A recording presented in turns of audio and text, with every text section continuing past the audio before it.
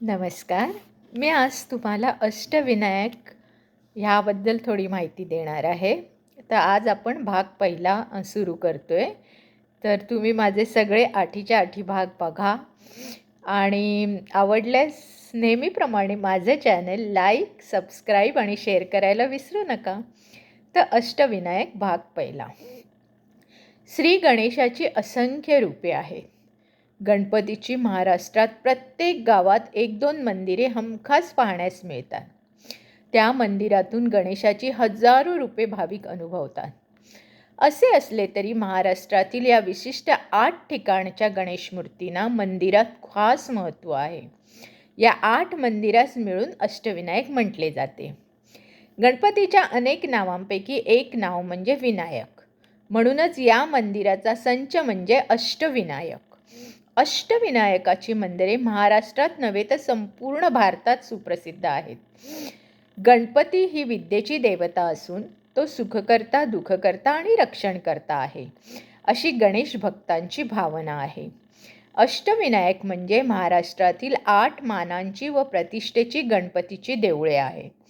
हे नवसाले पावणारे गणपती आहेत असे मानले जाते. वर्षातून एकदा तरी ही यात्रा करणे हा अनेक भक्तांचा नेम असतो. अष्टविनायक महिमा व गीते अनेक चित्रपटातून गायली गेली आहेत.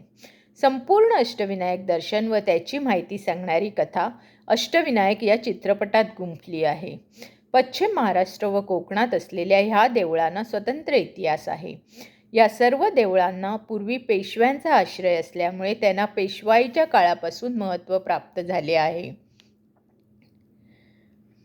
श्री गणेशाच्या असंख्य मूर्ती तयार केल्या, परंतु दगडावर कोरीव काम करून निर्माण केलेल्या प्राचीन मूर्तीचा शोध ज्या ठिकाणी लागला, तसेच जेथे स्वयंभू प्राचीनतम मूर्ती सापडल्या, अशा स्थळांना विशेष महत्त्व प्राप्त झाले. याच मंदिरांना अष्टविनायकाची मंदिरे समजले जाते. अष्टविनायकाची सर्व मंदिरे ही अंतराच्या दृष्टीने परस्परांच्या जवळ आहेत. साधारणप्रमाणे 1.5 ते 2 दिवसात ही अष्टविनायक यात्रा पूर्ण होऊ शकते.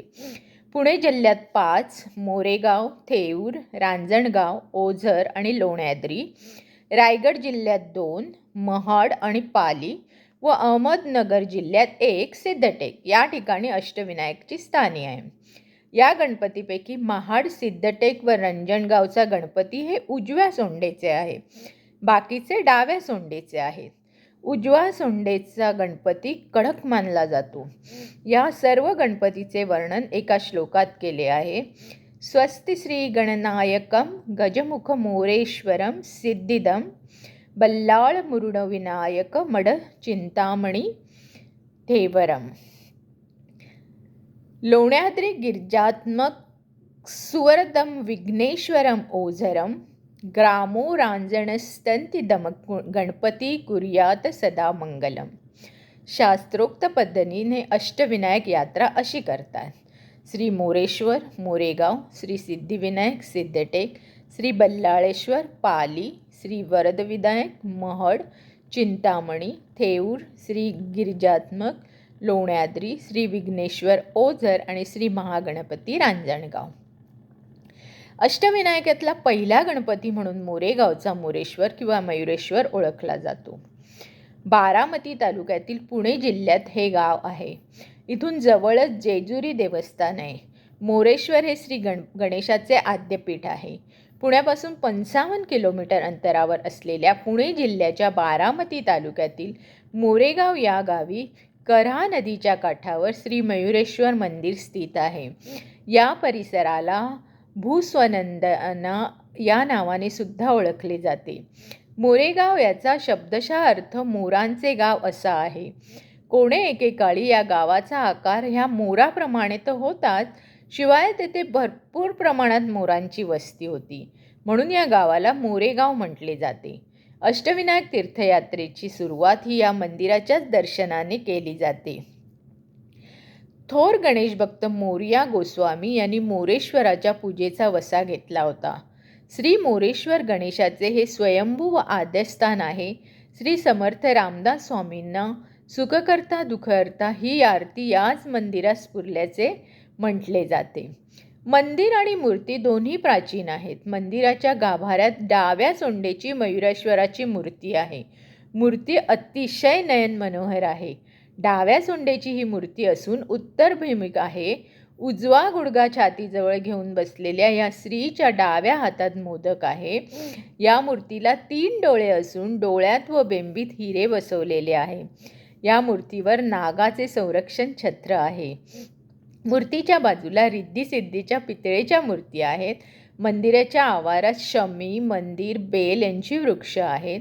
अष्टविनायक मंदिरामध्ये हे सर्वात महत्त्वाचे देऊळ असून त्याला 4 प्रवेशद्वार आहेत. प्रत्येक प्रवेशद्वारावर प्रत्येक युगातील गणपतीच्या अवताराचे चित्र आहे. हे मंदिर उत्तराभिमुख असून त्यास 50 फूट उंचीची तटबंदी आहे. मंदिराच्या आवारात 2 दीपमाळा आहेत. मंदिरात प्रवेश करता 6 फूट उंच दगडी उंदीर आणि भल्या मोठ्या बसलेल्या नंदीचे दर्शन होते. नंदीचे तोंड गणपतीकडे असून गणपतीसमोर नंदी असणारे हे एकमेव देऊळ आहे. उंदीर आणि नंदी हे मंदिराचे जणू पहारेकरीच आहेत. त्या नंदीपुढे मोठे चपटी व दगडी असे कासव आहे. या कासवापुढे मुख्य मंदिर लागते. ते दगडी पाषाणातले असून तेथेही एक मोठा उंदीर आहे. देवळाच्या सभोवताली त्याच्या संरक्षणार्थ पक्का तट बांधलेला आहे. जमिनीपासून या तटाची उंची साधारण 50 फूट असेल. 4 दिशेला 4ही कोपऱ्यात मिनारासारखे 4 स्तंभ उभे असलेले आढळतात. ताटाच्या आतल्या बाजूच्या चौकाच्या 8 कोपऱ्यांवर श्री गणेशाच्या 8 प्रतिमा बसवल्या आहेत.